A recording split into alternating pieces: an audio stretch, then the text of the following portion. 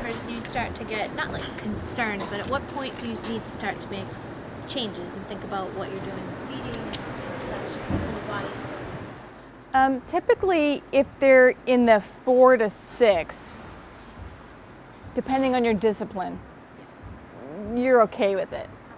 So if it begins to get outside that central range, then you're like, I got a problem.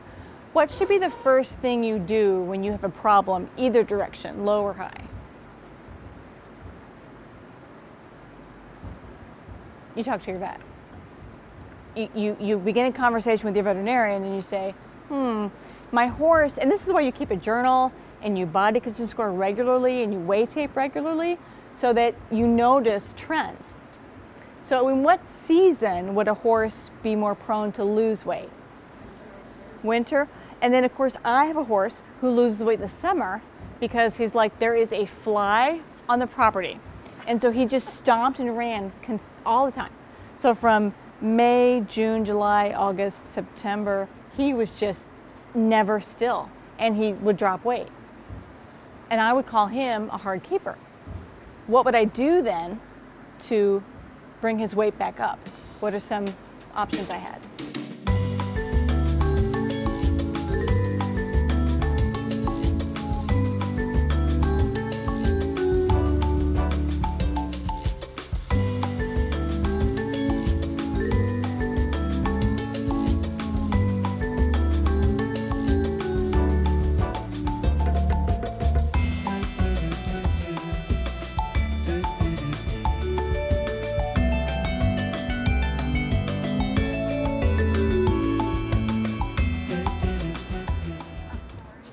You could increase the forage, right?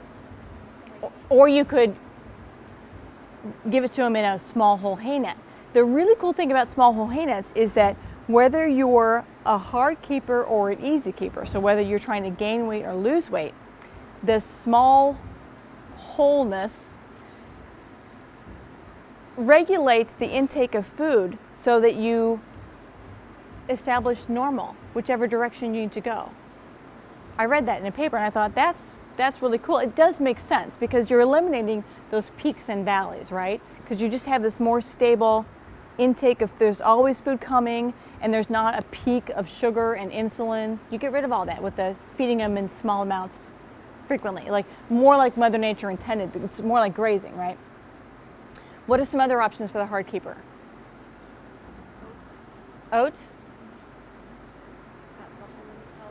Fat supplements.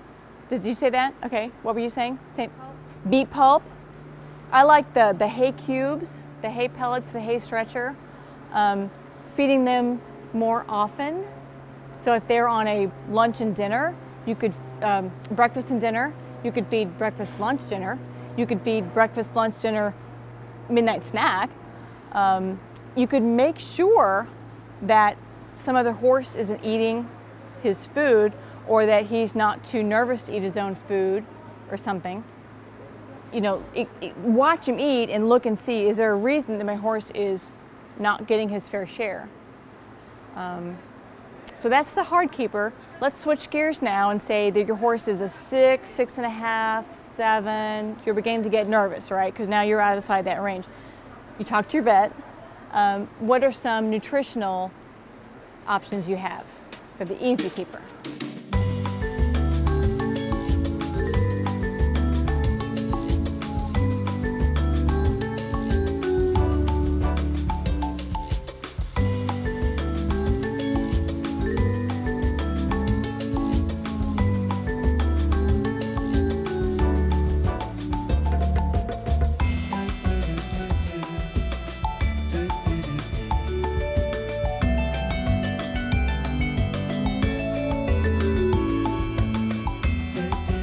First one's easy.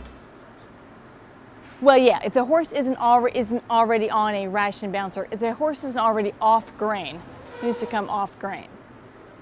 What else? A dry lot is one option, or a grazing muzzle. If the situation the horse is in is pasture and turnout's important, social, you know, a grazing muzzle is an option. So we have the grazing muzzle, we have the ration balancer, multivitamin, no grain basically, no sugar. What else? We talked about earlier. The small whole hay net, right. So you keep food in front of them all the time and you avoid the ravenous gobbling and then the peeking and the troughing. Other ideas for the Easy Keeper? Does anybody have an Easy Keeper? No? You're not sure, maybe? Okay, so is there anything you're doing that we haven't talked about yet? Okay. Yeah, good one. At least daily exercise, if you can, twice a day, right? So whether it's a person or a horse, exercise seems to stimulate weight loss. Who knew?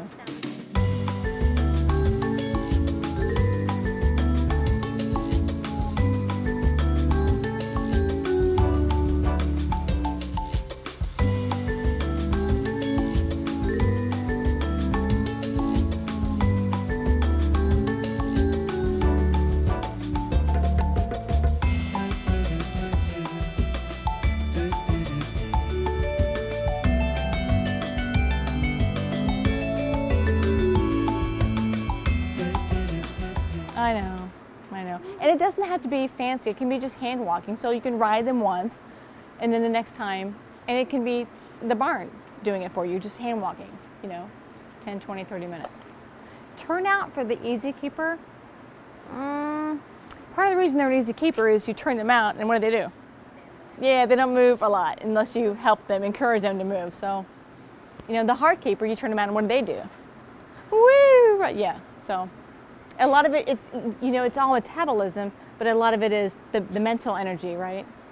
So that's why we like fat, because fat, we call it cool calories. It tends not to do what sugar does to the horse brain, and I think the human brain, or at least the kid brain, it tends not to make them hot mentally, and like, I gotta fidget and do something. So you add fat, and it provides energy and calories, but not craziness, exuberance, whatever you want to call it.